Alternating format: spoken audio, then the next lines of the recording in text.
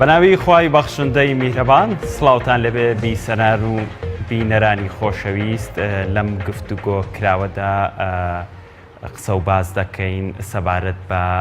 دێمین ساڵیادی کەناڵی ئاسمانی پەیام کە ئەم کەناڵە 10 ساڵ لەمەوبەر یەکەمین چرکەساتی کردنەوەی خۆی پەخش کرد و تاکە کەناڵێکی ئیسلامی بوو کە لە باشووری کوردستان کرایەوە کە کەناڵێکی حیزبی سەر بە کۆمەڵی ئیسلامی کوردستان بوو ئەو دید و تێڕوانینانەی کە کۆمەڵی ئیسلامی کوردستان هەیبوو لێوەی پەخشکە جیاواز ئەو خاڵەش زۆر گرنگە کە کەناڵی ئاسمانی پەیام شانازی پێوەکە کە کەناڵێکی حیزبی ئاسمانی بەڵام بە زمانی حیزبی هیچ کات مخاتەبەی وەرگرەکانی نەکردووە بەڵکو هەمیشە لە بەرەی گەلا بووە لە ستۆدیۆکانیەوە لە بڵندگۆکانیەوە هەمیشە و دەنگانی گواستۆتەوە کە خەڵکی ویستوێتی نەک ئەوەی کە دەستگاکە خۆی ویستوێتی کە بە پێی مۆرکی حیزبی لە هەرێمی کوردستان وا باوە کە دەبێت ئەوەی حیزب داوای دەکات کەناڵ و دەستگاکە داوای بکە ئەمە هەڵبەتە بەشێکی دەگەڕێتەوە بۆ ئەوەی کە شانازیە کە کۆمەڵی ئیسلامی کوردستان لە ماوەی ڕابردوودا کەناڵی ئاسمانی پەیام و کارمەندەکانی دەستکراوە کردووە کە لێرەوە ئێمە سوپاسیان دەکەین کە جیاواز لە کەناڵی حیزبی ئێمە کاری پیشەی میدیای خۆمان تێپەڕینین جارێکی تریش بە دیوێکی تراکەوەیە کە کۆمەڵێک ڕۆژنامەنووس و میدیاکاری چالاک دوور لە دیدی تەسکی حیزبی توانیویانە کارەکانیان بەڕێوە بەرن کە لە هەرێمی کوردستان ئەو تێڕوانینە حیزبیە وا باو بووە بەڵام ڕۆژنامەنووس و میدیاکارەکانی ئێمە جیاواز لەو دیدە کە زۆرێک لە میدیاکان ڕەچاویان کردووە ئێمە ئەو خاڵە لەلایەن پەیامەوە تێپەڕێنراوە بۆ گفتوگۆکردنی و شەن و کەوکردنی بابەتی کەناڵی حیزبی و بە تایبەت لە دەهەمین ساڵیادی کەناڵی ئاسمانی پەیامدا کە دەستگایەکە سەر بە کۆمەڵی ئیسلامی کوردستانە میوانداری زۆر بەڕێز ماوەسا ئەنوەر سەنگاویم کردووە ئەندامی ئەنجومەنی سیاسی کۆمەڵی ئیسلامی کە تێڕوانینی حیزب و سەرەتایکردنەوەی ئەم دەستگایە چۆن بوو و پلانیان چۆن بووە تاوەکو تا ئێستا تۆ لە داهاتوودا ئەیانوێم دەستگایە چی پێشکەش بە وەرگرەکانی بکە من گفتوگۆکەم لەگەڵ ماوەسا ئەنوەرە دەست پێکەم ماوەسا ئەنوەر سەرەتا سپاس دەکەم کە ئەو دەرفەتت بە ئێمەدا ئەمەوێ بۆ پرسیارە دەست پێ بکەم کە ئێوە لە کات و زروفێکدا کۆمەڵی ئیسلامی کوردستانی ئەعلان کرا قورس بوو کە حیزب خۆی بەڕێوەبەرە لە کاتێکدا کە کۆمەڵی ئیسلامی کوردستان دوور بوو لە زۆر لەو شێوازە خۆ بەڕێوەبەریەی کە حیزبەکانی دەسەڵات خۆیان بەڕێوە بر بە شێوازێک لە شێوازەکان کە ئێستا بۆتە ناونیشانێکی ناشرین بۆیان چۆن بوو کۆمەڵی ئیسلامی کوردستان بیری لە دەستگایەکی گەورەی کەناڵێکی ئاسمانی کردەوە بەڵێ منای خۆی گەورە و میرەبان زۆر سپاس بۆ بەڕێستان مامۆستا سەلار و لێرەشەوە پیرۆزبایی لە برایانی بەڕێزم لە تۆڕی میدیایی کۆمەڵ بەگشتی کە دامەزراوەیەکی ئەعلامی گەورەی کۆمەڵی ئیسلامیە و هەروەها لەسەر جەم کارمەندانی تۆڕی میدیایی لە ناویشانە کارمەندانی ماندوونە ناسی کەناڵی ئاسمانی پەیام کە 9 ساڵیان تێپەڕان و پیان نایە ساڵی دێمەوە لەگەڵ ئەو هەموو فشارانەی لە سەریان بوو لە ڕووی مادی بە تایبەتی و لە ڕووی سیاسی و لە ڕووی ئابلۆقا و لە ڕووی عەزیەتدان توانیان خۆیان ڕاگرن و بە چەسپاوی خۆیان بهێڵنەوە و بتوانن گەیەنەرێکی حەقی زمانی هاوڵاتیانی هەرێمی کوردستان بن بۆ ئەوەی لەم بوارە کە بواری گەیاندنی پەیامی ئیسلامیە لە ڕێی کەناڵی ئاسمانی پەیامەوە بەگوێی جەماوەری کوردستانە بەردەوام بن ومێدی شەکەین ئینشاءڵڵا لەسەر ئەم ڕیتمە بەردەوام بن و زیاتر پەرە بەکارەکانی خۆیان بن و قۆناغی باشتر بچنە پێش سەبارەت بە پرسیارەکەی جەنابەت کۆمەڵی ئیسلامی کوردستان مێژوویەکی دێرینی هەیە ئەویش ئەگەڕێتەوە بۆ مێژووی هەموو بزوتنەوەکانی پێشوو کە دروست بوون لە هەرێمی کوردستانە هەم لە خەباتی شاخ هەم لە خەباتی ڕێخستنەکانی ناوشاری پێش ڕاپەڕین و زمانی بەعز پاشان لە دوای ڕاپەڕینیش کە درێژە پێدەری ئەو کارانە بوو هەتا ئەمڕۆ هەموو لایەنە ئیسلامیەکان بە درێژایی کارکردنیان گرفتی گەوریان بۆ لە ڕووی ئەعلامی لە ڕووی گەیاندنی پەیامەکانیان بە جەماوەری کوردستان من ئەلێرەوە بەبیرم دێت ساڵی 1992 کە 1992 بڕیار بوو انتخاباتی پەرلەمانی کوردستان بکرێت بۆ یەکەمین جار لیستێک دروست بوو کە بزوتنەوەی ئیسلامی ئەو کاتە هەوێنی دروستکردنی لیستەکە بوو کە ناوی لیستی ئیسلامی بوواتە هەموو ئیسلامیەکانی کوردستانی گرتبۆ خۆ هەندێک لەو لایەنانە هێشتا خۆیان ئیعلان نەکرده بوو ئەم لیستە هۆکارێکی ئیعلامی لە بەردەسانە بوو بۆی پەیامی خۆی بە خەڵک بگەێنێ یعنی هەندێک هۆکاری سادە سارێک ئەهێنرا هەندێک مکەبەری لێ بەسترا هەندێک شریت و هەندێک سرود و هەندێک موزیعێک کەسێک قسەکانیە کرد و ئەگەڕا بە ناو شارە ئەمە ئەوکو بڕی و سادەترین وەسائلی گەیاندنی پەیامی ئەم لیستە بوو لە کەم دەرامەتی و هەمەها لە سەختی ئەو بارودۆخانەی ئەو کاتە ئەلێرەوە کاروباری ئەعلامی بەو سادەیە دەستی پێکرد بەڵام خۆشبەختانە هەردوای ئەوە یەکەمی لایەن لە هەرێمی کوردستانە کە هەوڵیە بە دەنگ و ڕنگ پەیامی خۆی بە خەڵکی جەماوەری کوردستان بکەینێ بزوتنەوەی ئیسلامی و کاتە بوو کە تەلەڤیزۆنێکی دانا لە چوار قورنە و ئەوەیە توانم بڵێم یەکەمین کەناڵی هەم ئیسلامی هەم کوردیش بوو کە دانرا پێشەوە هیچ کەناڵێکی تر نەبوو بەڵام بۆ کۆمەڵی ئیسلامی بەڕاستی کۆمەڵی ئیسلامی لە دوای ئەعلانکردنی خۆی لە ساڵی 2001ەوە ئەم حیزبە گرفتی گەورەی هەبوو و جەنابەت باست کرد و نەیاری زۆری هەبوو هەم لە ناوخۆ هەم لە دەرەوە کە ڕێگەی لێ بگرن لە گەشەکردن نێڵن کارەکانی خۆی بخاتە سەر سکە و ئەو پەیامی پێیەتی نەگاتە شوێنی خۆی بۆیە چەندین ڕێگە گیرایە بەربەداخەوە و فشاری زۆر خرایە سەر کۆمەڵی ئیسلامی بە تایبەتی لە دوای 2003 بەدواوە ساڵەکانی 2003 و 2004 و هەوڵی ئەوە ئەدرا کە بە تەواوەتی کۆمەڵی ئیسلامی تەحجیم کرێ و دەنگی نەگات بە خەڵک نەک بە وڵاتانی دەرەوە و مسلمانانی دنیا و هەموو هاوڵاتیەک یا مرۆڤەکان لەسەر زەوی بەڵکو لە ناوخۆشە ڕێگەی لێ بگرن پەیامی خۆی بگەێنێ بەڵام بە خۆڕاگری کۆمەڵی ئیسلامی و بەشکاندنی بربەستەکان کۆمەڵی ئیسلامی قۆناغ بە خۆناکارەکانی خۆی بردە پێش غێری ئەوەی کە وەکو حیزبێکی چەکداری خاوەن مێژوو کە هاتەوە و دوای ئەوەی ڕژێمی بەعەس کۆتایی پێهێنرا لەلایەن هێزەکانی هاوپەیمانان لە عێراقا کۆمەڵی ئیسلامی هەنگاوێکی زۆر جەسوورانەینا کە زۆر جێگەی تەقدیرە کە ئەمڕۆ حیزبێک بنیاتی خۆی لەسەر هێزێکی چەکداری بکە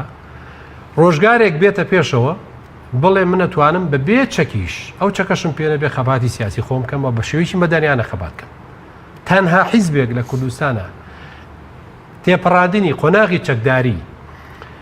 لە قۆناغی خەباتی چەکداریەوە بۆ خەباتێکی مەدەنی سەرکەوتوانە بڕی بێتی بەبێ ئەوەی پاشگەز بێتەوە لەی کۆمەڵی ئیسلامی بووە لەبەرەوەی زەڕورەتی قۆناغەکەی وا بینیوە کە تۆ لە قۆناغێکا پێویست بووە خەباتت هەبێ پێویستە دەرگری لە میلەتەکەتکەی دیکتاتۆرێکەیە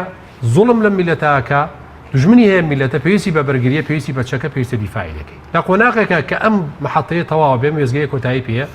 زۆر جەسوورانەم حیزبێتە پێشوەڵێ من بە شێوەیەکی مەدەنیانە خزمەت دەکەم و ئەو هۆکارانەی کە هۆکار بوون بۆ ئەوی کە من چەکەکە هەڵگرم ئێستا زەرورەتی نەماوە بۆیە ئێمە پێشەوە بە شێوەیەکی مەدەنیانە جا لێرەوە کۆمەڵی ئیسلامی ویستی و بەرنامەی دانا بە هەموو شێوازەکان دەنگی خۆی بگەێنەوە جەماوەری کوردستان و دەرەوەی هەرێمی کوردستانیش کە باشترین ڕێگەش بوو ئەمە دیارە دانانی کەناڵێکی ئاسمانیە کە بەڕاستی باسمانە کردێم وەکو کۆمەڵی ئیسلامی لای خەڵک لای لایەنەکانی تر لای خەڵکیشی ئیعلامی وەکو خەوێک هاتە پێشچاو ئایا کۆمەڵی ئیسلامی قابلیەتی ئەوەی توایە بتوانێت کەناڵێکی ئاسمانی دانێ لەو کاتە باسم لە ساڵی 2010 کە کۆمەڵی ئیسلامی هەندێک کەناڵی محەلی لۆکاڵی هەبوو لەگەڵ هەندێک ڕادیۆ ئایا توانای ئەوەیە بتوانێت کەناڵێکی فەزای بەرێ بڕێوە کە چەند حیزب بەتایبەتی غێری ئەو ینی کەناڵێکی کەمی فەزایی هەبوون وازام دوو کەناڵ هەبوون ئەو کاتە حیزبەکانی تر دوای ئەوە بەتایبەتی ئیسلامیەکانیش دوای کۆمەڵی ئیسلامی کەناڵیان دانا باش بۆیە ئەم پرۆسەیە پرۆسەیەکی قورس بوو هەم لە ڕووی ئامادەسازی هەم لە ڕووی دروستکردنی کارمەند و خەڵکی لێوەشاوە لە بواری ئەعلامی کە لەم پرۆسەیە بیهێنیتە پێشەوە و سەرکەوتوو بێ و بەڕاستی کەناڵی فەزایی هەڵە قبوڵناکە ئەنێمە کەناڵێکی لۆکاڵی نییە تۆ چەند هەڵەیەک بەسەر تا تێپەڕێ بەڵکەوە فەزاییە و ئیتیکی ڕۆژنامەنووسی و ڕۆژنامەوانی وا ئەخوازێ کە تۆ بەڕاستی زۆر پرۆفیشناڵانە بێتە پێشەوە شتێک پیشانی جەماوانەی خەڵک هەتاقەتی نەبێ سەیریکە بۆیە لەم ڕوانە وردەکاری زۆری بیست بەڵام خۆشبەختانە هەوڵیدا و هەوڵەکانیشی سەری گرت و سەرنجام توانی ئەم کەناڵە دامەزرێت زۆر باشە دەستخۆش لێر و لەوێ قسە و باس ئەکرێت کە بێگومان هەر دەستگا و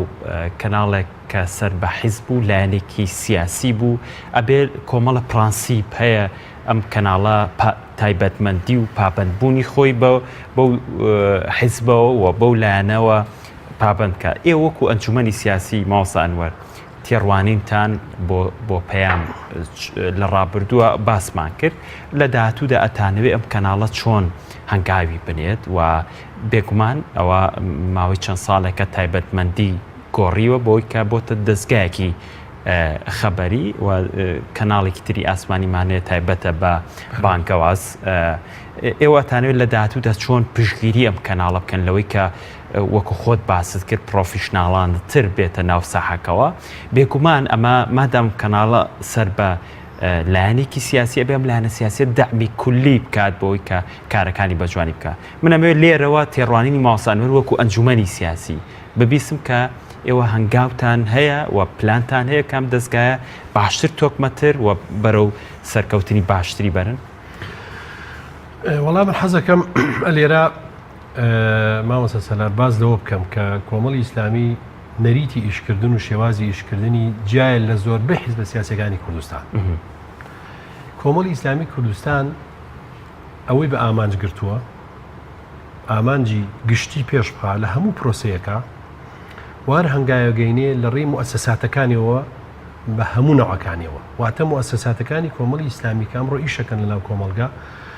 بە ڕێخستنەکانیەوە بەسەر جەم ڕێکخراوە جەماوەریەکانیەوە کە کارەکەن بەسەر جەم کەناڵی ئەعلامیەکانیەوە بە هەموو موسساتە جیاجیەکانیەوە ئەمڕۆ ئێوێ ئەم حیزبە ئێوێ دەستکراوەیان کە بۆ خزمەتکردن بە هاوڵاتیانی کوردستان واتە ئامانجە گەورەکە کە خزمەتکردنی خەڵکە پێش ئامانجی حیزبی خستووە ئەمە لە نەریتی حیزبایەتی ترە لای خەڵکی تر ئەمە شتێکە لەوە چەمایی پێکەنین بێ یعنی ئەڵێن ئێمە هەچیشتمانەیە بێ لە پێناوی حیزبا بێ وەمانەوەی حیزب و سوڵتەی حیزب و جەدارەتی حیزب لە پێش هەموو شتێکەوەی هەر شتێکیش مەسی سیاسەتی حیزب و ئەو نەهجە حیزب کە نەهجەکەی حیزب بە سەلیمی هەڵڕێتەوە ئەو شتە ڕاگیرێ ئەمە لای نەریتێکە لای زۆربەی حیزبە سیاسیەکانی ئەمڕۆی کوردستان ئێمە لە هەموو کۆنگرەکانی کۆمەڵی ئیسلامی بۆ ئەم پێشەکی حەزەکەم بۆی دوای گەمە پرسیارەکەی جەنابەت تەکید لەوە کراوەتەوە کە ئاخر کۆنگرەی کۆمەڵی ئیسلامی تامان کۆمەڵی ئیسلامی سێ کۆنگرەی کردووە سێ کۆنفرانسی کردووە لە هەموو کۆنگرە و حتا لە کۆنفرانسەکانیشا ئەم نەریتەی من باسم کرد ئەم قاعدەیە ئەم بنچینەی من باسم کرد هەوڵی داوە ڕەچاوی کە و میکانیزمێ بگرێتە بەر بۆی ئەمە جێبەجێکە کە کۆتا لە کۆنگرەی دووش و پاشان لە کۆنگرەی سێ بە شێوەیەکی زەقتر کۆمەڵی ئیسلامی سیستمی لامەرکەزیەت دەستکردنەوەی ئۆرگانەکانی بە شێوەیەک لە شێوەکان بۆ پەرەپێدانی ئیشەکەی خۆی بۆ چوونە ناو جەماوەر بۆ خزمەتکردن بۆ گەشەکردن لە بوارەکەی خۆیان دەستی کردوێتەوە زۆر جار ئەم گەشەکردنە لەگەڵ هەندێک بنەمای حیزبی شایشی نەکردوێتەوە بەڵام کۆمەڵی ئیسلامی چاوپۆشی لێ کردووە چونکە لە پێناوی بەرژەوەندە گشتێکا بووە لە بواری ئەعلامیشا ئەمە بەرنمەیەکە و ئەمە سیستمێکە کۆمەڵی ئیسلامی دایم ڕەچاوی کردووە کە ئەوی ژەوەیە ئیعلامی ئێمە ئیعلامێک نییە تەنها بۆ ئەندامانی کۆمەڵی ئیسلامی حەسرەن کۆمەڵی ئیسلامی کەناڵەکەی بکاتەوە بۆ ئەندامەکانی خۆی و دایخاتەوە و خەڵکی خوا کۆمەڵ سەرگا خەڵکی تر خۆی لەو کەناڵانە بینێتەوە ئەم کەناڵە ویستوێتی خەمی گشتی بگەێنێ و بەردەوام لەم ڕۆژەوە حتا بۆ نمونە ئێمە لە کابینەی هەشتم ئەم کابینەی ئێستا مشارک بوون لە حکومەتە بەس ئەمە وا ئەخوازەوە نیە حیزبەکانی تر حیزبە دەسەڵاتدارەکان بەتاوی کاکەوە لە حکومەتان چۆن کەناڵەکەتان معارضە کە ئەمە بەلایەنەوە چێکی سەیرە ئایا ئەم تەبعیەتی ئەوان لێوەی فێر بوون کە حیزب وتی بەڵێ هەچی مؤسسات هەیە بڵێ بەڵێ کە حیزب وتی نەخێر هەمووی بەیەکەوە بڵێ نەخێر ئەو لا ئێوە هەیە لا ئێمە ئەوە نییە ئەم کەناڵە پێویستە کە ئیشی ئەعلامی ئەوەیە مهمەی ئەوەیە ئامانجی ئەوەیە هەمومی خەڵک متابعە بکە چاو ڕقابە بێ لەسەر حکومەت و دەسەڵات و مؤسساتی وڵات لەکوێ خەلیل بوو ئەبێ دەستنیشانیکە ئەگەر ئەو شوێنە بەدەست حیزبەکەی ئێوەشەوە بێت بەدەست حیزبەکەی ئێمەشەوە بێت چونکە ئێمە بەڕاستی ئێمە ئێستا ئەمە وانە بێ یان ئێستا بۆ نمونە ئێمە لەبەرەوەی وەزارەتی کشت و کاڵمان لایە وەزارەتی ژینگەمان لایە بۆ نمونە دەستگای مین لای کۆمەڵی ئیسلامیە ئەم مؤسساتانە کاری باشەکەن خەلەلیشانە بێ ئەم کەناڵە ئێمە بێ هەردووکی پیشان بە و هەروایشی کردووە نابێ بە حکمی ئەوەی کە ئێمە وڵا ئەمەیان تەنها لە مەساحەتی حیزبایە هەر ئەمە پیشان چونکە تۆ ئەم کاتە هاوڵاتی تووشی چاواشەکاریەکەی بەڕاستی بۆیە ئێمە ئەم سیاسەتە بەلای خەڵکێکەوە سەیر و حەزم ناکرێ مشکلی خۆیەتی ئێمە ئیعلامی خۆمان بەرنامەی خۆمان وا هێناوەتە پێشەوە بەڵێم کەناڵە حیزبیە بە کۆمەڵی ئیسلامی دەعمێکە و سیاسەتی کۆمەڵی ئیسلامی تیا بەرجەستە ئەکرێ بۆ پیشانی جەماوە دەدرێ بەڵام ئەمە متعاریض نییە لەگەڵەوەی مەفهوم و بەرنامەی ئیعلامی خۆی ئەم کەناڵە کە وەکو سیاسەتێکی گشتی بۆ خزمەتی هاوڵاتیانە لە دەست بە ئەمە متعاریض نییە لەگەڵەوە بەڵکو ئەبێ ڕەچاوی ئەوە بکە و ئەمەش ڕەچاو کراوە بەڕاستی و زۆر جار ئەو وەکوت باسم کرد ئەو لایەنانە لەم حاڵەتە تێناگەن و ئێمە ئەوی جەنابەت باست کردمە بۆ داهاتوش هەمان ئەو سیاسەتە ڕەچاوەکەین و ئێمە ئێستا مؤسساتە ئیعلامیەکانمان بەگشتی نەهاتوین ڕقابەیەکی شەدید و توندیان بخەینە سەر هەموو حرفێک هەموو کەلیمەیەک هەموو بانکردنی کەسێک بۆ سەر شاشەکانی ئێمە و تەلەڤیزیۆنەکانمان و ڕادیۆکانمان ڕقابەی لەسەر بێ فلانت بۆ هێنا فلانت بۆ نەبرد بەڵکو ئەمانەمان کردوتەوە و مؤسساتی خۆمان دەستمان کردوونەتەوە لەو ڕۆوە کە بتوانن چی مؤسسەکان دەوڵەمەنەکە چی پەیامەکان نەگەیەنێ چیە بێت تەمایی ئەوەی کە زیاتر هاوڵاتیان ئاشنا بکاتەوە بەو پەیامی خۆی و بە گرفتەکانی کۆمەلگا و بە چارەسەری ئەو گرفتە گەورانی کە ئەمڕۆ لە کۆمەلگای کوردەواری کردووە ئێمە تەوجیهاتەکانمان وابە و لەسەر ئەمەش بەردەوامە بین و لەسەر ئەم نەهجەش بەردەوامە بین لەگەڵ ئەوەش ئەمە وەکوت باسم کرد متعاریض نییە لەگەڵەوەی کۆمەڵی ئیسلامی پەیامی خۆی ڕیساڵی خۆی لەگەڵ کەناڵەکانی خۆی وگەێنێت ئێستا بەشێکی زۆر لە بینەرەکانی ئێمە لەم بەرنمەیە مۆسانوەر ئەنوێت شتێکی تر لە دوای 9 ساڵ تێپەڕین لە کاری کەناڵی ئاسمانی پەیام ماوەیەک لەمەوبەر شتێک بڵاو بۆ لە ناو خەڵکە کە کۆمەڵی ئیسلامی و تۆڕی میدیای کۆمەڵ ئەوێت کاری میدیایی فراوانتر بکات لە کاتێکدا کەناڵی ئاسمانی پەیامی وەکو دەستگایەکی خەبەری هێشتۆتەوە کەناڵێکی تری و بۆ بانگەواز دروست کردووە لە ئێستادا بێگومان خێزانی کوردی خێزانێکە زۆرتر حەز بە چیرۆگەکە حەز بە کۆمەڵە بە تایبەت پرۆسەی درامایی یەکات پرۆژەتان هەیەوە ڕێگە ئەدەن کە تۆڕی میدیای کۆمەڵ کاری میدیایی فراوانترکە لەوەی کە کەناڵێکی تری درامایی بکاتەوە کەناڵی مناڵام بکرێتەوە متەنەوعێکی تری زیاتر بکرێتەوە لەم تۆڕەیە زیاد بکرێت ئێوە هەم ڕێگرە بن یاخود ئەمە پرسیاری هاوڵاتیان لەوەی کە کۆمەڵی ئیسلامی کوردستان بەهۆی باگراوەندی ئیسلامیەوە لەوەیە لەگەڵ درامایە هاو دەنگ و هاوڕانە بێ ئێوە ئەو ڕێگریانەتان هەیە؟ بەڵێ ئێمە بەڕاستی دوای وەکو باسم کرد دوای کۆنگرێسێک کە ناوی دەستگاکانی ئیعلامی کۆمەڵی ئیسلامیمان ناوە تۆڕی میدیایی بەبەستمان ئەو ئامانجەیە جەنابەت باسیەکەی بەڵام تەپان ئەمەش بەسراوە بە ئیمکانیاتی ئەم حیزبەوە ئێمە بەڕاستی خۆتان نەزانن لەجەم بینەرانی خۆشەویست دەزانن کۆمەڵی ئیسلامی ئیمکانیاتێکی مەحدودی هەیە و ئیمکانیاتەکەشی دائیم نییە واتە پرۆسەیەک نییە بەردەوام بێ چونکە ئێمە بەڕاستی حیزبێک نین تیجارەتکەین ئێستا مؤسساتی بازرگانیمانە بێ و تیجارەتکەین چکەوە بەڕاستی بە گەندەڵیە زانین ئێمە حیزبێک نین بەڕاستی ئەمڕۆ پارەی حکومەت و ئەو مؤسساتی حکومەتی بۆ خۆمان بێن و بۆ بەڕێوەبردنی حیزبەکەی خۆمان و لەولاوە حکومت بەرەو گەندەڵی بڕوا و مؤسسات هەمووی پێشێل کری و یا حتا بین فەرمانبەرەکانی مؤسساتەکانی خۆمان لەسەر حکومەت تەعیینکەین. ئێمە ئەمانەمان نەکردووە و ئەمانەش ناکەین بۆ لەبەرەوەی بەڕاستی ئەمانەوێت لەسەر پێی خۆمان بۆسی. ئەو بابەتی جنابەت باسی کرد. ئێمە تۆڕی میدیایی ئێستای کۆمەڵی ئیسلامی کە پێک دێت لە کەناڵی ئاسمانی پێیان کەناڵی ئاسمانی بانگەواز کە ئەمە کەناڵێکی سیاسی و خەبەریە کەناڵی بانگەواز کەناڵێکی بانگەواز و پەروەردەیە و هەروەها لە دیجیتال میدیا کە بریتیە لە بواری وێبسایت و ئینتەرنێت و سۆشیال میدیا بە گشتی کە ئەمەش بابەتێکی گرنگە چونکە هەوادارێکی زۆری هەیە و خەڵکێکی زۆر لە ڕێی ئەوە ئاگای لە سیاسەتی حیزبەکان و وەزعی بارودۆخی یاریمی کوردستانە. پاشانیش مەسەلەی سەحافە ئێمەش کە ئەم بوارە بەڕاستی تەڕاجوعێکی پێوە دیارە بە تایبەتی هاتنە پێشەوەی مەسائلی ئەو دیجیتال میدیایە ئەوەش کە ئێستا ئێمەمانەوێت بە شێوەیەک لە شێوەکان ئیشی لەسەرکەین و مەسەلەی ڕادیۆیشی مرکزی کە ئەمانەوێ ئەمە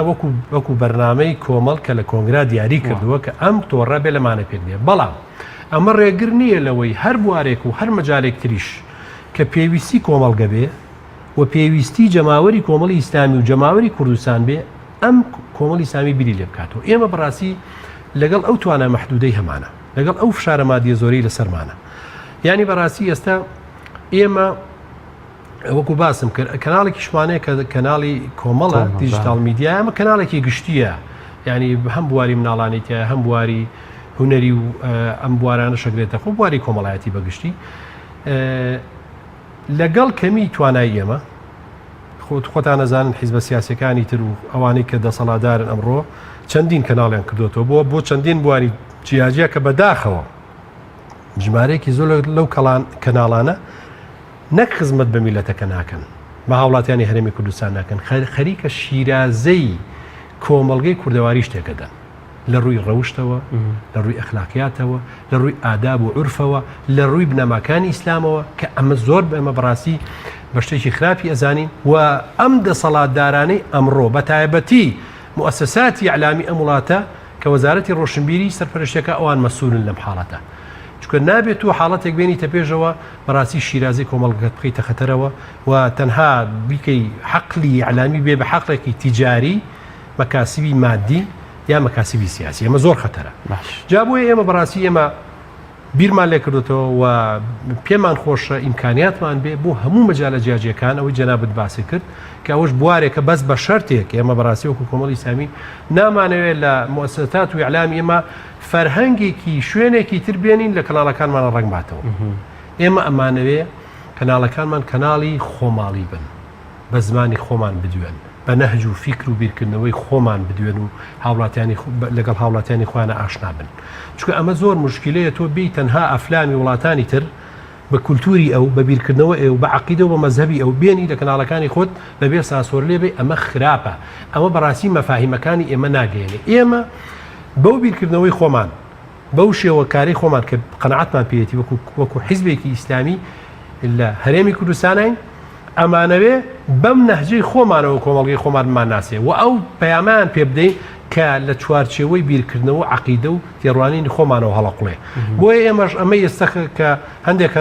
کەناڵ ئەفلامی ئەوروپی و تورکی و وڵاتانی جیاجای دنیا هێن و تەرجمەیەکەن و بە بێن سواسۆ لێدەنەوە گرنگەوەی بیونەرێکی زۆر بۆ خۆی پیاکا و تیجارەتێکی لەسەرکە ئەمە بەڕاستی زۆر بە هەڵئازانی بە هەڵی کوشوندەیە. باش ماوسانوەر بەدیلی ئەمە مادەم ئەمە چۆتە ناو خێزانی کۆمەڵگەی کوردیەوە و ئێوە بە تێکدانی شیرازەی کۆمەڵگەت دائنن ئێوە بۆ ڕاستکردنەوەی ئەم حاڵەتە نابێت بیر لە بەدیلێکی هاوشێوە بکەیتەوە لەوەی کە شیرازەکە بگۆڕیت بۆ چاخوازی لە ناو کۆمەڵگەیە بێگومان کەسێک لە ناو خێزانێکە بە تایبەت لە ئافرەتان زۆرتر حەز بە دنیای خەبەر ناکەن زۆرتر لەگەڵ دراما و فیلمە زیاتر ئاشنایەتیان هەیە لە بەدیلی ئەمەیە ئێوە ینی ئێوە مادەم ئەو کەناڵانەوە ئەو ببوورە ئەو فیلمانە و ئەو درامایانە بە باش نازانن ئەبێ بێگومان بەدیلێکتەیە بۆی کە ئەو وەرگرانە بگوازیتەوە بۆ وەرگریکی باش کە تۆ ئەتەوێ بێگومان نابێت ئەم هەنگاوەش بنێن. ئێمە بەڕاستی ئەو قسەی جەنابەت دەقیقە و ئێمە بیرمان لێ کردوێتەوە بەڵام وەکو باسم کرد هەندێک بابەت ڕێگرە لەوانە توانای مادی یعنی ئێستا تۆ هەر مؤسسەیەکی ئەعلامی تر زیادکەی یعنی ئێمە ینی کردنەوەی کەناڵی ئاسمانی بانگەواز بە هاوکاری کۆمەڵی خێرخواز و خەڵکی خێرۆمەندی کوردستان نەبووایە لە سەرەتاوە بۆمان ناکرایەوە و ئێستەژە و خێرۆمەندانە بەردەوامن و هاوکاری ئێمن بەڕاستی وەکو باسم کرد ینی بەڕاستی ئێمە ئەمانەوێ ناشکرێ ینی تۆ بیت کۆمەڵی ئەهدافی خۆتت هەیە لە پێناوی تحقیقی هەدافەکانی خۆتە دەست بۆ هەموو شتێبەری بەزگرین و هەدافەکەت بێتە دی ئێمە ئەوە ناکەین ئێمە بەڕاستی بەپی توانای خۆمان و بەپی گیرفانی خۆمان خی گەورەش هەرەوەنەمان داوالیەکە لا یوکەلیف الله نەفسا ئیلا وسعها ئێمە ئەوە نەمان لێ داواکرێت لە توانامانەوێ بەس خۆزگە بمانتوانایە خۆزگا لە توانامانە هەبوایە مسلمانانی کوردستان ئەوانی شۆک ئێمە بەرپرسیارە لەم پرۆسەیە کە بەڕاستی تۆ لە بەرامبەر هەموو هەنگاوێک کە ئەوانەی کارەکەن بۆ تێکدانی شیرازەی ڕەوشتی ئەخلاقی کۆمەڵگەی کوردەواری کۆمەڵێک بابەتە هێنەکایەوە تۆژە بێت لە بەرامبەر ئەمە کۆمەڵە هەنگاو بنەی ئەو هەنگاوانەی ئەو پوچە بکەیتەوە بەمە تۆ توانێت ڕوبەڕووی حاڵەتەکە بیت و خۆ ئەمڕۆ ئیعلامە چێتە هەموو ماڵێکەوە تۆژە بێ ئیعلامێکە تەبێت بچێتە هەموو ماڵێکەوە ڕوبەڕووی ئەو فکرەوە بێتەوە ئەمەش بە ئیمکانیا دەکرێت بەڕاستی ئیمکانیاتەکەش وەکو باسم کرد ئێمە محدودە دیاریکراوە لە بەردەستمانایە بەس ئومێدمان وایە و داواشمان وایە وەکو باسم کرد کۆمەڵی سامی هەنگاوی گەورەی ناوە یعنی ئێستا ئەتوانم بڵێم نزیکەی 12 بەس ڕادیۆی لۆکاڵی هەیە کۆمەڵی سامی لە شار و شارچەکانی کوردستانە کە لەوێەوە پەیامی کۆمەڵ و پەیامی ئیسلام و پەیامی جەماوەری کوردستان ئەگەێنێ بە خەڵک بە زمانی خەڵق ساکە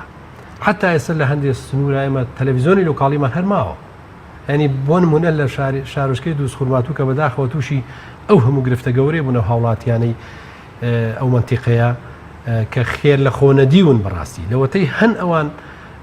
تووشی ئاشکەنجە و ئازار و دەرکردن و ئاواریە بن یەک کەناڵی تەلەڤیزۆنی لۆکاڵی هەبوو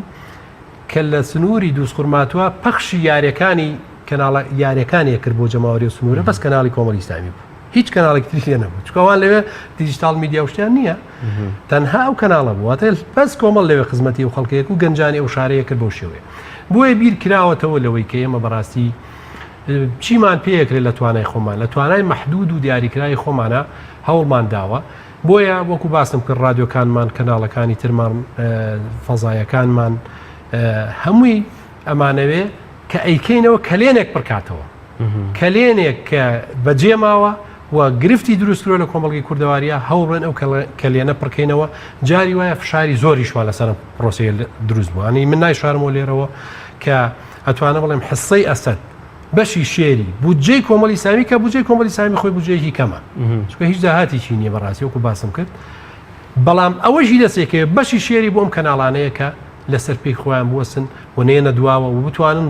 هەنگاوی باشتریش بەرەو پێشەوە بنێ ئەوترێت کە ینی ئەمە بەشێک لە جددیەتی ئەچمە دەرەوەی جددیت ئەوترێت کە دەستگای میدیایی هەمیشە سەرئێشە بۆ کەسانە دروستەکە کە خۆیان بە خاوەنە کازان مەوەسم لایەنی پەیوەندیدارە بۆ بابەتەوە چەند جار کەناڵی ئاسمانی پێیان سەرێشەی بۆ ئێوە دروست کردووە ئێمە بەڕاستی ئیعلام ینی یەکێک لە سیفەتەکانی ئەوەیە تۆ بێدایان بەسەر پێوەی بێ ینی ئێستا ئێمە مؤسسای تێرمان هەیە پارەمان نییە مانگە مەڵبەندەکان ئەڵێن کاکە مانگە کەسی چی ناینێ نیمانە و خۆتان پرۆ خۆتان بستن بەس ناتوانین ئەمە بە تۆڕی میدیایی بڵێن ناتوانین ئەمە بە پەیام بڵێن چکە باشە پەیام خۆ کارمەدەکانی تەحملیان کرد و خەڵکی دڵسۆزن و خەڵکیشی ماندوو نەناسن بەڵام خۆ ئەجیزە وەسایلەکانی ئەم کەناڵە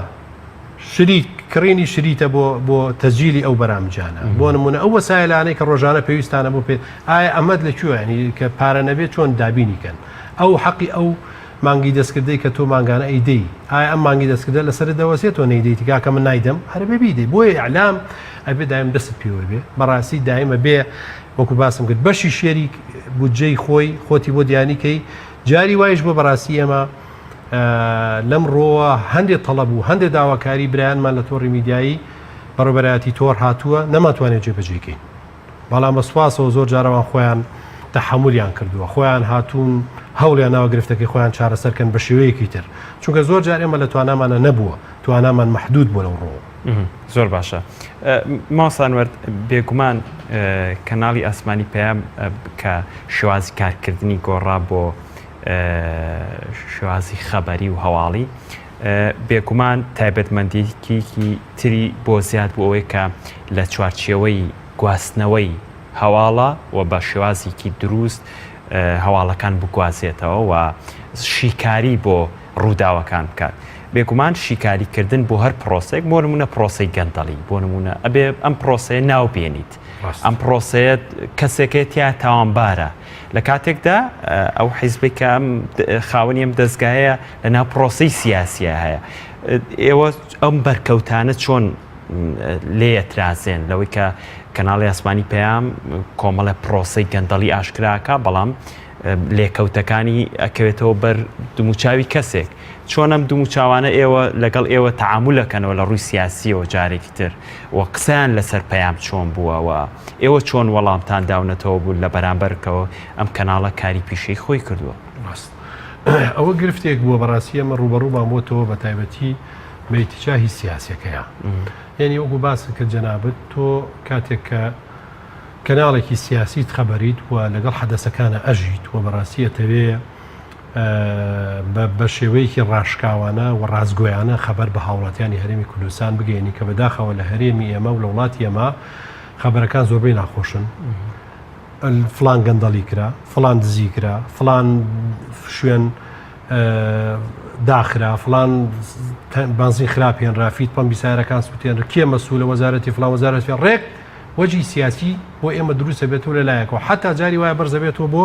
لووتکەی هەرەمی دەسەڵاتەکە شخصی ئەوائیلەکانی ئەو حیزبانەی کە دەسەڵاتا بن بەڕێوە ئەمە تەمان لێرە نەتیجە تۆ ئەم کەناڵی تۆ واجبیتی و ئەرکیەوەیە کە حقیقت بگەێنێ حقیقت بە هاوڵاتیانی هەرێمی کوردستان بگەێنێ و لەم ڕۆ پرۆفیشناڵانە کاری خۆی بکە بۆیە لە نەتیجە ئەو حیزبە سیاسیانە مخاتبەی حیزبەکەی خاوەنی کەناڵەکەکەنەوە حتا ئێسامە ئێمە نەک کەناڵی جززیرە کەناڵی جززیرە کەناڵێکە کە بەڕاستی کۆمەڵێک ئەساسیات و بنەمای ئەعلامی ینی نێودەوڵەتی ڕەچاوەکە بۆ کارکردنی خۆی کە نمونەیەکی جوانی لە ئیعلامی عەرەبی و ئیعلامی بێلایەن پێشەش کردووە ئێستا وڵاتی قەتەر لەسەر ئەم کەناڵە فشاری زۆری بۆ سهێنراوە حیسار خراوە دەسەری لایەن چەندی وڵاتی ترەوە بۆ لە بەرەوەی ئیعلامەکەی کاریگەرە دەوری هەیە و تەئسیر لەسەر ڕای عامەکە بۆ ئێمەش ئەمە لە بەدەر نەبووین لەوە و ئێمە جوابیشمان بووە بۆ ئەمە بەڕاستی و برایانیشمان لە کەناڵی پەیام ئێمە تێبینەکانمان پێگەیاندون هەندێک جار پێویست بوو هەندێک تێبینی ئەوانش بەو شێوەیە کە بۆیانە گونجێەوە بەو شێوەیەشی کە پرۆسەکە بەردەوام بێ پرۆسەی ڕەخنەگرتن پرۆسەی چاکسازی پرۆسی گەیاندنی ڕاستێتی و ڕاشکاوێتی بە خەڵک ئەمە نەوەستێ لەگەڵەوە بووین ئەم پرۆسەیە بوەستێنین وەڵا لە بەرەوەی فلان ڕازیکەن و فلان ئەوە نەبووە لە ئێمە بەڵام ئەوەی کە بەڕاستی وەکو سیاسەتێکی گشتی کۆمەڵی ئیسلامی کە بریتیە لەوەی کە کۆمەڵی ئیسلامی وەی عەلامەکەشی ئیمانی بەوە نیە تەشیر بە کەس بکە کەس بشکێنێ وەکو شەخص وەکو زات جیاتی لەگەڵ هیچ کەسێکانیە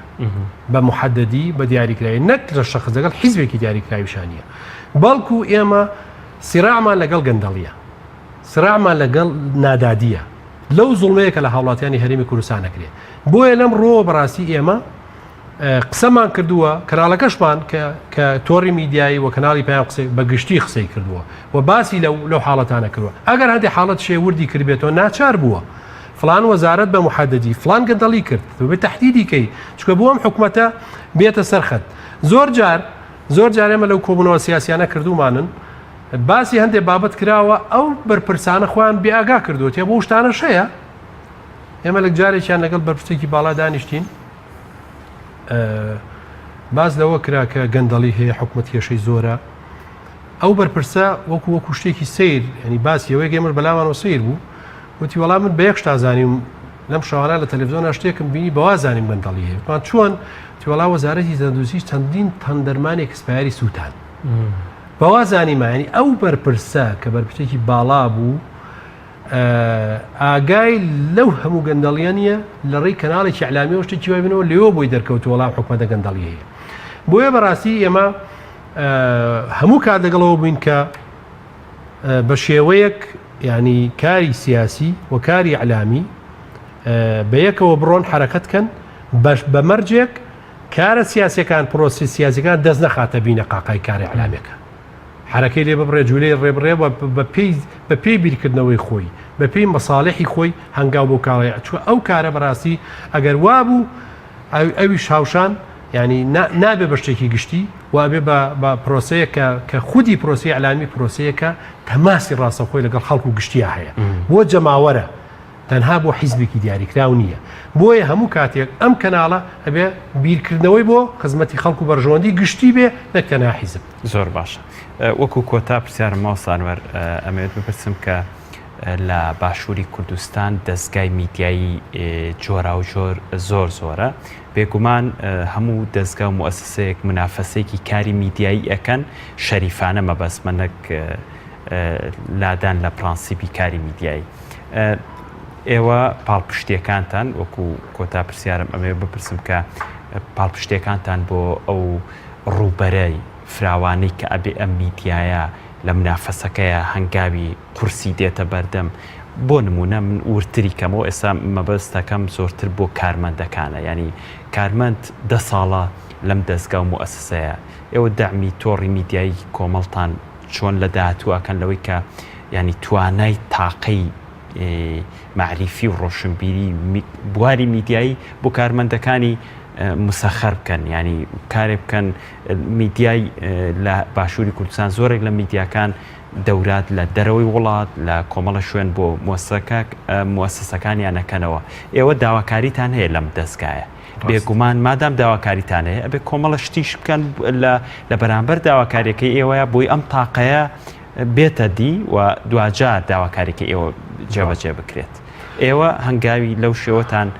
مەبەستە کارمەندانی ئێرە ئەیانوێ وەڵامێکان لەم وارەیە دەستکەوێت. زۆر پرسیارێکی جوانەوە بەڕاستیمە بیرمان لێ کردوتەوە و هەم ئەم بابەتەمان لەگەڵ بەڕێوەبەرایەتی تۆڕی میدیاییە باس کردووە ئەوان خۆشبەختانە پرۆژەیەکیان هێنا بۆ ئێمە و کە ئەویش دروستکردنی ئەکادیمیایی کەناڵی پەیامە بۆ پەرەپێدانی توانای کارمەندانی یعلامی کۆمەڵی ئیسلامی و کەناڵەکانی تۆڕی میدیایی ئەمە بەڕاستیمە پەسەند بوو لامان وان پرۆسەیە دەستی پێکردووە ئەمە تەمەن تاقی مەحدودە ئەمە توانای دیاریکراوە هەم ئیمکانیاتیشی هەم توانای ئەو بەڵام الحەمدا دەستی پێکردووە تا ئێستا چەندین خولیان بینیوە توانی وشانە خەڵکی پسپۆر و پرۆفیشنال بێڵن بۆ هەندێک کارمەندی دیاریکراوی بوارە جیاجەکانی کەناڵی علامی لە تۆڕی میدیایی خول بکەنەوە ئەمە شتێکی جماعی دەستخۆشیە بەڵام وەکو جەنابوت ئەمە کافی نییە لە دوورەوە ئێمە بیرمان لەم قەزەیە کردوتەوە کە ئەویش هەردووکی پێویستن یەکەم توانای ئەعلامەکان بەردەوام گەورە ئەبن هەم لە دنیای ئەمڕۆی ئەعلام زیاتر بەرەو تەتەوری زیاتر و گەورەترە ڕوا نابێ ئێمە دواکەوین دووەمیش هەم شخصەکانیش کە بەڕێوەبەری کاری ئەعلامەکان پێویستە تۆ پەرە بە توانەکانیان بێ بۆیە ئێمە بەڕاستی لەم ڕۆوە ئەوەی بۆمان بکرێ هەم بۆ ناردنە دەرەوەی کادرە دیار و بەتوانەکانی کەناڵی پەیام بۆ ئەم بوارە درێغی ناکەین و هەوڵی ژەدەین و شتێکیشمان کردو بەڵام لەوەی لێ ڕازی نەبین ئێمە خۆمان و خۆمان ئەوی ژەگرێتەوە بۆ کەم توانایی مادیمان بەڕاستی کە بەداخەوەم شتانەمەی حەسرن بۆ خەڵکێکی تایبەتمەند و دیاریکراو لەلایەن چەند لایەنێکی دیاریکراوە ئەعلامی لایەنی دیاریکراوە کەوانی کانیاتێکی هائیلانە بەردەسایە بەڵام ئێمە شتێکمان کردووە بە هێشتا لێ ڕازینین و هەروەها لە ڕووی تەطویری ئەجیزەوە کە ئەلە ڕۆژۆ بەڕاستی گرفتی گەورەمان هەیە کە هەموو ئیمکانیاتی مادی پێویستە بە ئیمکانیاتی مادیەوە بۆ ئەمە بەسە بەڕاستی ئێمە قەناعەتمان پێیەتی و هاوکاری تۆڕی میدیای و بەڕێوەبەرایەتی تۆڕی شەبین لەو ڕووە چیمان پێ بکرێ بۆ کارمەندەکان کە لە قاوغێک و وەکو بڵێ قاوغێکی دیاریکراوە نەمێنەوە تاقەکانیان تەبەن بە مروری زەمن کەمەکە ئەگەر بێت و تۆ پەرەی پێنەدەی و حتا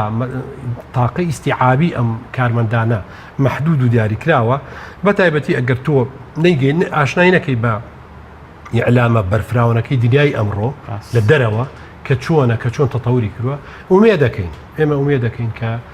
بتوانین لەم بوارە کە هەندێک هەنگاومان دەست پێ کردووە بەڕاستی ئەمە لێرەوە من باسیەکەم کە لەم ڕوو هەندێک هەنگاومان دەست پێ کردو ئومێ دەکەین بەرەنجامێکی هەبێ و نەتیجەیەکی بێ و دیارە ئەولەویەتیش بۆ کارەمەندە بەڕێزەکانی تۆڕی میدیایە کە ئەوان لە پێشی ئەوەن کە بۆ ئەم شتانە بنێرنە دێرەوە تەطویر بەتوانەکانیان بین و پاشان مؤسسەی پەیامی و تۆڕی میدیایش بەڕاستی لە ڕووی ئیعلامی لە ڕووی کەرەسەکانی ئیعلامی لە ڕووی تەکنەلۆژیاییەوە ئێمە بتوانین دەوڵەمەندیانکە. ئەگەر شتێکت مابێ من کۆتایی بە بەرنامەکەمەێنم. من زۆر سپاسیەوە کەم جارێک تیش پیرۆزبایتان لە یەکەم سپاس. آخر بەرگەشم حەزەکەم ئەلێرەوە بیڵێم ئەویژەوەی بەڕاستی بەردەوام هەوڵی گەشەکردن بەسراوە بە ئیرادەی ئینسانەکانەوە و ئەمەشمان لەم برایانە و لەم ستافەی کەناڵی پەیامە بینیوە تۆڕی میدیایە بینیوە ومێ دەکەین ئەو نەفەسەی کە تۆ بە کەم رازینیت و بەوەی ئێستاش رازینیت ئەتەوێ هەنگاوی گەورەتر بنەی بەردەوام بێ ومێ دەکەین کە ئینشاڵڵا ئەم کەناڵە بێ بەسەر مەشکی کەناڵەکانی هەرێمی کوردستان. بەڵێ زۆر سپاس بۆ بەڕێز ماوسا ئەنوەر سەنگاوی ئەندامی ئەنجومەنی سیاسی هیلاکمان کردی. زۆر سپاس بۆ ئامادەبوونت. بینەرانی خۆشەوی سپاس بۆ بینەری ئێوەش کە لە گفتوگۆکی کراوەدا لەگەڵ بەڕێز ماوسا ئەنوەر گفتوگۆیەکمان کرد سەبارەت بە 10 ساڵ لە تەمەنی کەناڵی ئاسمانی پەیام و درێژە پێدانی ئەم کەناڵە لەلایەن کۆمەڵی ئیسلامی کوردستانەوە هەنگاوەکانی بە ئومێدی ئەوەی کە ئێوەی وەرگریش ئێوەی بینەریش لەسەر ئەو پەیامەی کە لەسەری دامەزراوە کەناڵی ئاسمانی پەیام لەژێر ناونیشانی ڕاستی و ڕاشکاوی هەمیشە لە ماڵەکانی ئێوەدا بدرەوشێتەوە پشتیوان بەخوا. سپاس بۆ بینەریتان بەخوای گەورەتان دەسپێرم. شەوێکی شاد. سپاس ماسان.